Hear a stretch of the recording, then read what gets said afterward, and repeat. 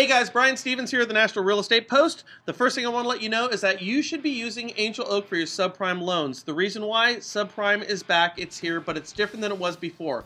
If you're having issues with the compliance part of it, Angel Oak will fly somebody to your company and make sure that you're comfortable, because every one of their loans involves the ability to repay. This is subprime done responsibly. Click this banner right over there. Now, I have an interview today with Fred Kreger, who is the branch manager of American Family Funding, which is a division of American Pacific Mortgage, and he is currently the president-elect of NAMB, which would be the National Association of Mortgage Brokers. I don't know what you heard about me. Speaking of subprime, what's your position on subprime coming back into the industry? So it's interesting that you bring that up, Brian, is because every convention that we go to right now, we're actually seeing the term subprime or Alt-A, et cetera, coming back.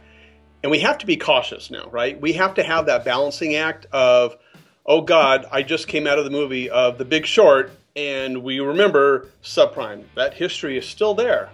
And there's going to be a little bit of worry and understanding of what that is. But I will tell you is that it has its place like anything else held responsibly.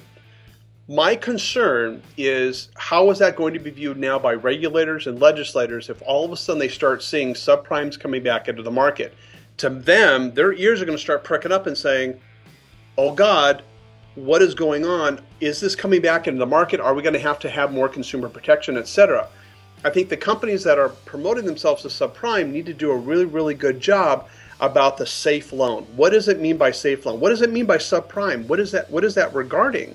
And I think that's really what it comes down to. I mean, I'll give you for instance. I mean, even loans that are right now that are below a certain dollar amount cannot be had because they're called high-cost loans, right?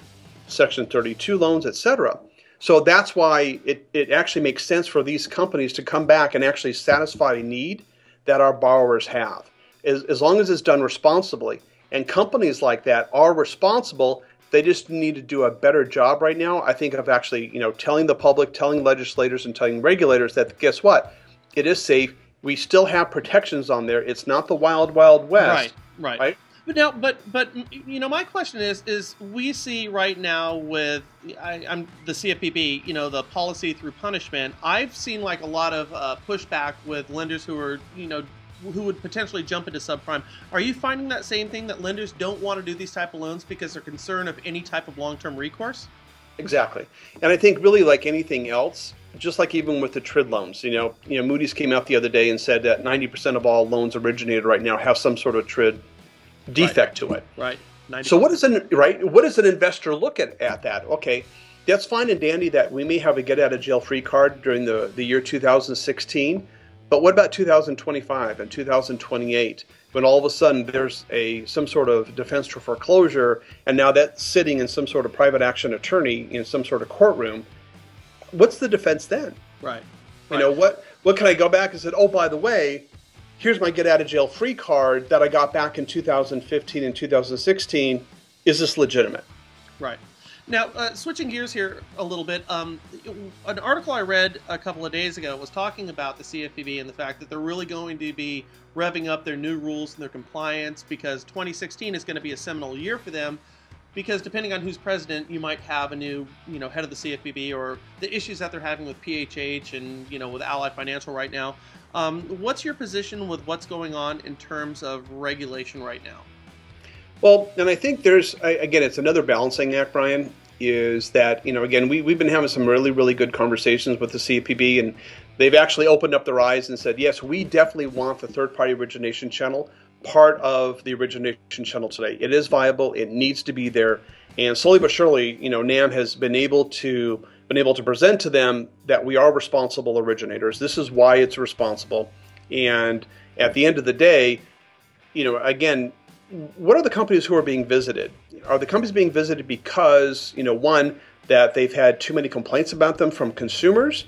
Or is it that, through the state audits, they basically found some abnormalities that they really weren't acting in best faith? And I think that's the statement that's always been used by the CFPB, acting in good faith, being responsible in good faith. As long as you do those items, again, the CFPB is going to say, okay, you've been doing your great job in terms of protecting the consumer. as opposed to maybe some others that say, well, I'm flying below the radar, I'm not going to get caught, so therefore I'm going to try to get away with much as possible. Right. So you're not as concerned about the CFPB and all the hyperbole that you're hearing about them, part of which is coming out of my mouth. But what I'm hearing you say right now is you're not as concerned about the CFPB right now as maybe you were in 2015 or 14.